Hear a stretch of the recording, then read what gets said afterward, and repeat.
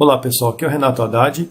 Vamos ver agora nesse vídeo como que nós podemos criar os controllers. Até então nós só temos os models com as classes já definidas, né? E os controllers, como é que a gente cria controller para cada classe? Então vamos lá. Aqui ó, eu vou abrir controllers, não tem nada, praticamente só tem o default que ele criou. Vamos dar uma olhadinha no seguinte, botão direito em controllers, add new controller, e não esqueça de, antes de fazer isso, até eu vou fazer, ó, Ctrl Shift B, para compilar, né? Ou pode dar um F6, ou pode ir no menuzinho Build Solution. Compilou com sucesso, agora sim eu tenho certeza que tem, todas as classes estão compiladas. Então, ó, add new controller, e aqui eu vou criar um controller. O primeiro controller que eu vou criar vai ser o professor. Ele vai usar o Entity Framework, eu quero que ele faça as actions do CRUD completo do Entity Framework. E aqui tem uma coisa muito legal. Bom, o Model Class. Eu vou fazer de quê mesmo? De professor. Então eu tenho aqui ó, a classe chamada professor. Qual é o contexto que eu vou usar? Eu não vou criar um contexto novo. O contexto já existe. Nós chamamos de banco contexto. Tá? E vamos fazer, obviamente, no Razor. Bom, Advanced Options, isso aqui eu não vou utilizar nada, mas se você quiser mudar alguma coisa para depois alterar as páginas, não precisa não. Dá um ADD. Olha só o que o indiano sai criando para nós. Né? Sabe que tem bastante indianos aí no compilador. Ele vai criar uma tonelada de views. E as views eu não vou explicar agora, porque é tópico só no próximo exemplo. Mas vamos analisar aqui no professor controller o que ele criou. E eu vou fazer o seguinte. Olha, primeiro, qual é o contexto que ele usa? Ele tem o private banco contexto, que é o que nós já temos definido.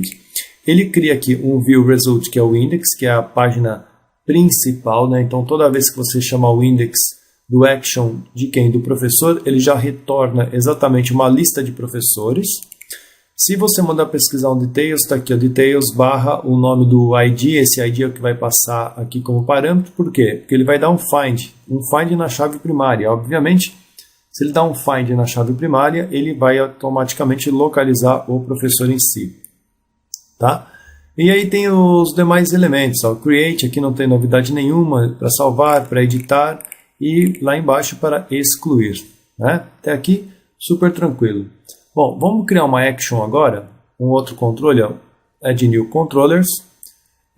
Esse controle vai ser do aluno. Nós temos uma classe chamada aluno e vai ser do mesmo contexto, então aqui é o banco contexto. Pode dar um ADD. E vamos observar o que ele criou aqui de aluno. Bom, de aluno, olha só, deixa ele criar então a de aluno, né? Tá, olha só que coisa interessante. Olha só o index de aluno, porque o contexto é igual, tá? O banco contexto é o mesmo para todos. Só que olha o index dele.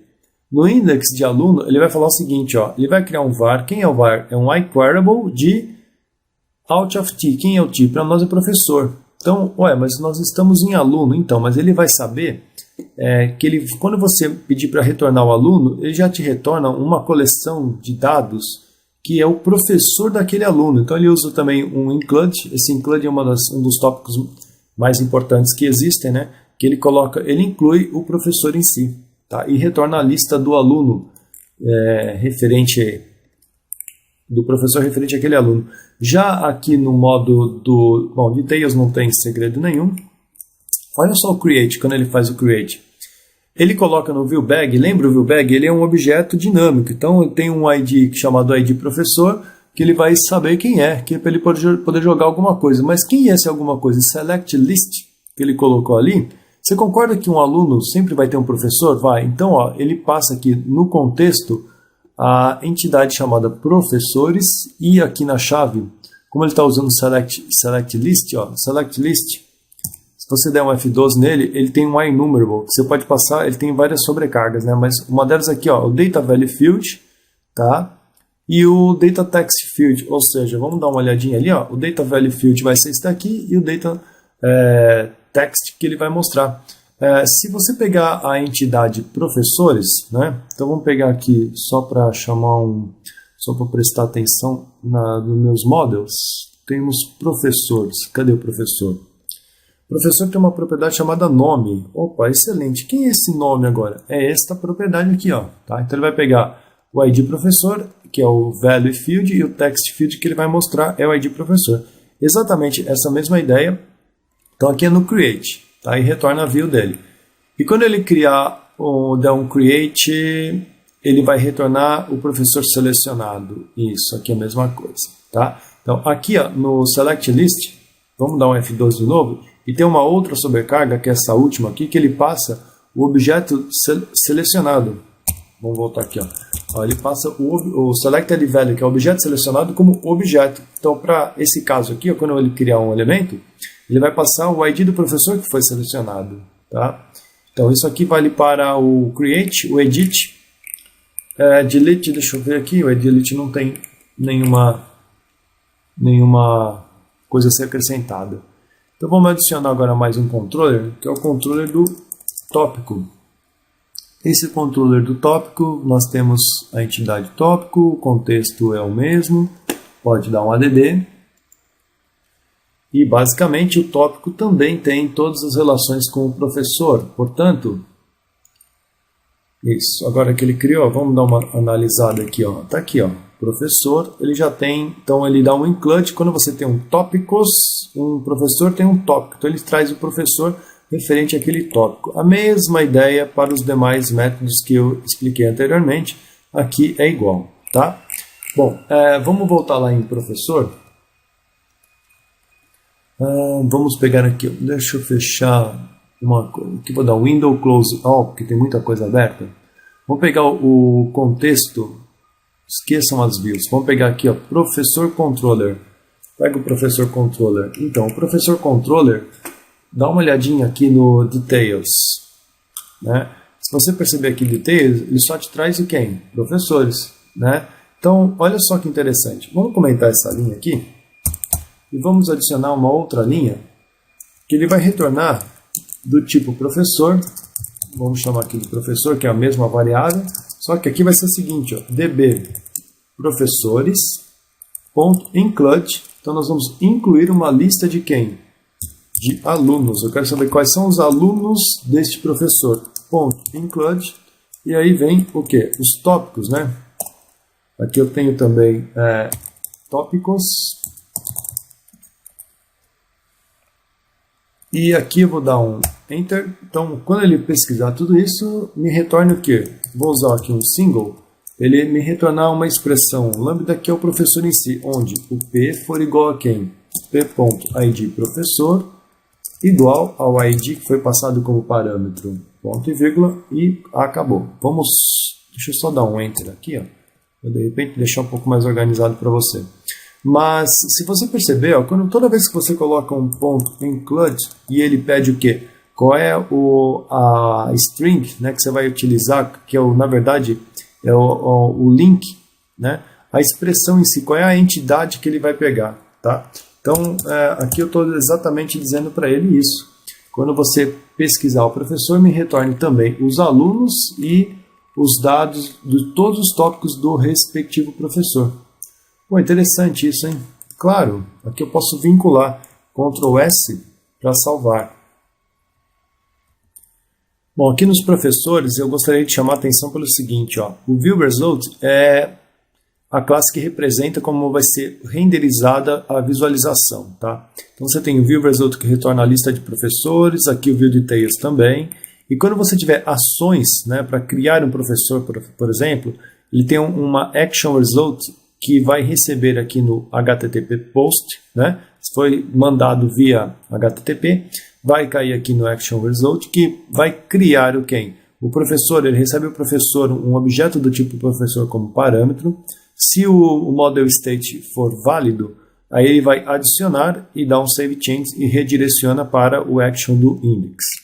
A mesma coisa ele faz para o edit, né? Aqui você tem o edit para fazer uma pesquisa, me dá aí os dados de um professor número 2. Pronto, aqui ele retornou quem? Action result, recebeu o ID do professor, dá um find na chave primária e retorna o objeto em si que é do tipo professor, tá? Retorna a view. E aqui, se for efetuada alguma alteração, ele vai dar um post. Quando ele der um post, ele recebe o professor em si. Aqui, está vendo que é a diferença? Aqui ele recebe o ID e faz a pesquisa pela chave primária. Aqui não, aqui ele recebe o objeto professor e faz uma ação com esse objeto. Nesse caso, ele vai fazer o quê? Vai dar um save change e já vai setar aqui a propriedade EntityState para Modified, que foi modificado e dá um redirection para o Action Index. Tá? E praticamente o delete é a mesma coisa. Tá? Então é interessante você observar isso. Já no caso de tópicos, por exemplo, se você pensar que um professor ele tem um tópico, então um tópico está sempre relacionado a um professor. Né? Então olha só, o view result dele no index, eu já tinha explicado que ele inclui o professor daquele tópico. Mas o que acontece quando você for criar um professor? Quando você criar um professor, está aqui, ó, que é dado um post. Né? Você está lá no browser, criou um professor, deu um post, está aqui, o Action Result. O Action Result recebe o tópico em si. Bom, se você parar para pensar, o tópico aqui, ó, vamos dar um F12, o tópico tem todas essas propriedades e também o professor em si, que é o professor daquele tópico. Portanto, quando chegar aqui ele dá um add no tópico, ele vai automaticamente salvar, porque o modelo, se for válido, já contém o professor em si. Né? E, obviamente, ele vai setar no viewBag dele o selection list, que é o professor que já foi setado e retorna aqui o objeto do tipo... Opa, um pouquinho para a direita, ó. Né? O objeto do tipo ID professor. Então, é interessante você analisar isso. Olha que quando ele dá um HTTP post, ele vai fazer alguma ação, né? Lá nesse caso aqui, lá no banco de dados, e aqui no Action Result, que não é um post, ele só ele faz uma ação de, me retorne alguma coisa aí, tá bom. Então, quando ele vai fazer algum Action Result de retornar, que não é dado um post, e sim é feito apenas um GET, né? Ele vai lá no banco, seleciona alguma coisa e retorna o objeto, que nesse caso aqui é tópico. Então, a parte de interface, nós vamos analisar as views, aí você vai perceber. E vamos dar uma dica importantíssima aqui. Renatão, eu tenho aqui vários controllers, né? Só que cada um desses controles, respectivamente, está relacionado à minha classe em si.